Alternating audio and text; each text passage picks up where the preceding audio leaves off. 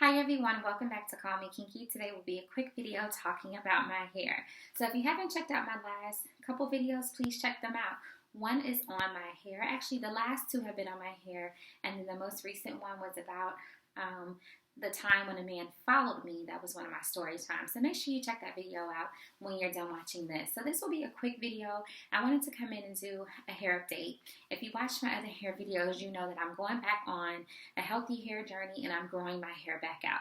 So my hair was a little bit past bra strap length in June of 2015, and I cut a significant amount of my hair off, or I shouldn't say I cut.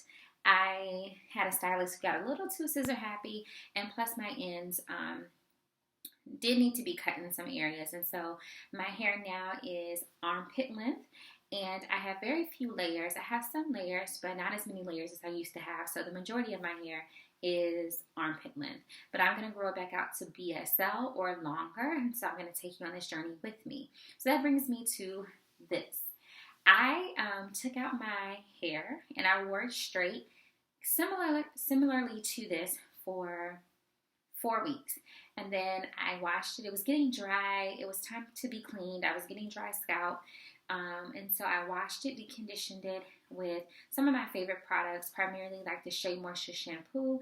I deep conditioned with the Aussie Moist 3-Minute Miracle, which is one of my holy grail products, and it has been my holy grail product since 2008, 2009 when I first went natural. So I did all of that. My ends just were trimmed.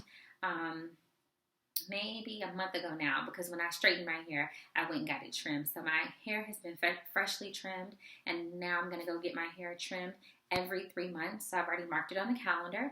But anyway, I washed my hair, and the curls popped right back. I didn't have any heat damage, and in fact, my hair was very soft. It was very manageable and very easy to detangle.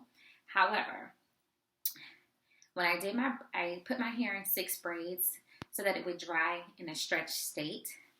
But when I took it out the next morning, it wasn't fully dry, and so I didn't want to wear it out of the house like that, because I know my hair. If I take my hair down and it's not fully dry, it turns into a big poofy mess by the end of the day. There'll be some defined curls, but for the most part, it's one big puff, and I was going to work, and I did not want my hair to just grow into something that I didn't like at work. So I decided just to pull it back in a bun, a low bun, and I wore it like that for 2 days. And after 2 days, I was so over it. Like, I don't want no ponytail. I didn't want no bun. And so I was trying to figure out what I was going to do next. I thought about putting back in my crochet twist, and I'll link that video somewhere here on the screen. I thought about putting my crochet twist back in because that's something I can do myself, and I was just going to sit here, watch Netflix, and hook my hair up. But I got a little tired last night, and I was like, I'm not doing that. I'm tired. So luckily, I have a homegirl in my new city. I'm in the Midwest now, who hair is normally just real cute. She always has really cute hairstyles, and so she referred me to her stylist. I literally went online last night, and she had availability. I booked it, and I told her exactly what I wanted in the comments, and she texted me and asked me to send her a picture. I sent her a picture. She recommended the hair that I get and everything for the style, and that's what I did. I booked the appointment. So this is my hair freshly done.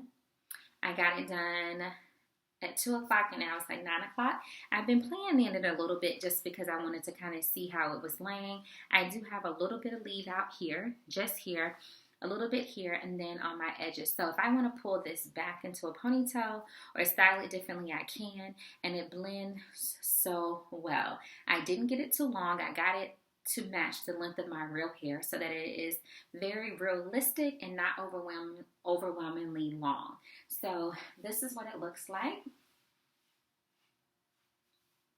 I had her cut some layers into it as well as curl it in a way that gives it a little bit more dimension and layers, but the hair is very soft. It blends in very well with my natural hair. And then the color I got is a color 2, but it has a hint of a 4 in it to me. It's not like a jet, it's not jet black, which a number 2 isn't. Normally a number 2 is really dark brown, but this is dark brown, but when you get really close onto the hair, when you're looking deeply at the hair, you can see some lighter strands in there. But for the most part, it is a really, really nice number 2. Now, what may surprise you is that this hair is not any hair that I ordered. This is hair that you can get from your local beauty supply. So I took it all the way back. I took it to back in the day before people were ordering hair, or at least before I was ordering hair. So I picked up one of the favorite brands I used to get back in the day when I was in undergrad, which was a long time ago. But when I was wearing weave back then and going to my homegirl house to get my hair done, we didn't order no hair. We was at the beauty supply store buying hair that was like $12.99 a bag, okay? So, the hair that I have in right now is Milky Way. Yes, this hair is Milky Way. And it's all human. I have the Shake and Go. I don't have the little paper that comes in here, but this is the hair that I got. It was $14.99 per pack for the 12-inch, and which was stupid. Okay, this is what was stupid. I'm going to tangent real quick. So the 12-inch is $14.99, but the 14-inch, which is what I was originally going to get, was like $34.99. Can y'all explain to me, please, time out.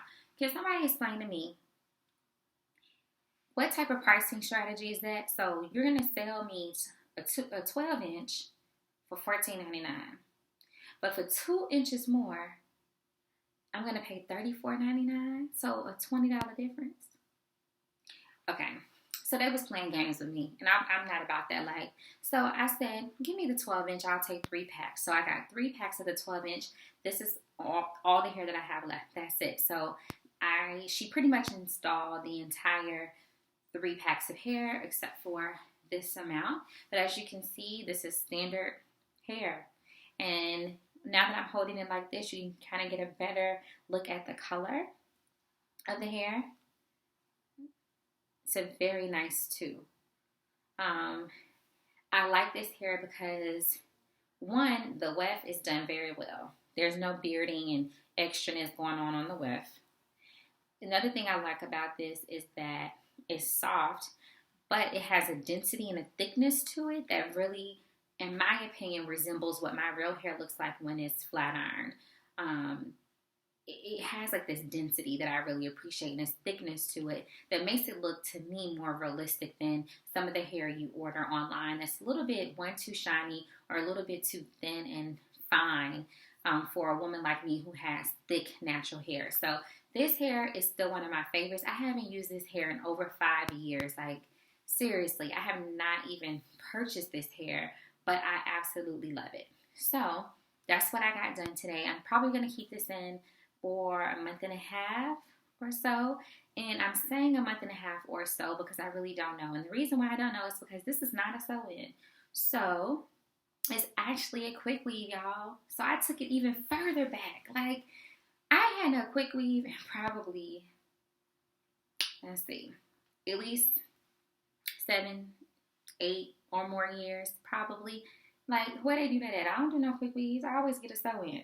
So I decided to get a quick weave because my homegirl, who also went to this stylist, had a quick weave bob, and it was just so cute. It looked like a sew-in. It looked so natural, and I talked to my friend about it, and she really liked it. She said she was able to keep her quick weave in for about 2 months, and that included with her working out and everything. She didn't have any issues maintaining it, and so I figured, well, I'll give it a try.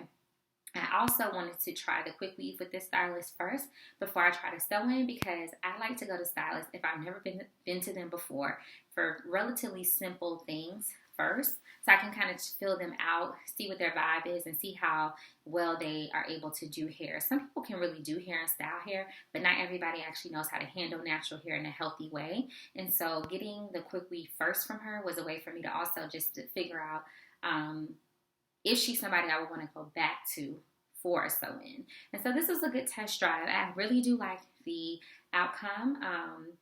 My hair in the front gets straight very easily, and so I think it probably will stay relatively straight to help it maintain its straightness and not necessarily frizz up. I'm going to make sure I use a gloss on it every couple days or so, and I'm going to use Flexi Rise to keep it stretched, but I don't foresee having to apply a lot of heat to keep it straight because the front of my hair, like I said, is easier to straighten out, and I just got my hair straightened like 4 weeks ago, and so it's gonna get basically gonna be trained to stay straight because I just used heat about 4 weeks ago. So that is it. I hope you guys liked the video. I'm rambling, so I'm gonna go ahead and sign off. But yes, this is a quick weave. What I'm gonna do halfway through this style is actually get it cut into a bob. So right now it's curled and it's the 12 inches. It's APL, which is the length of my real hair. But what I'm going to do halfway through wearing the style is go back and have her cut a lot more layers in it and keep the front kind of long, but then chop up the back and layer and stack it into a bob. So you guys will see that. I'll make sure I come back. Remember to rate, comment, and subscribe. And until next time, peace, love, and prosperity. You can also check me out on callmekinky.wordpress.com. Bye.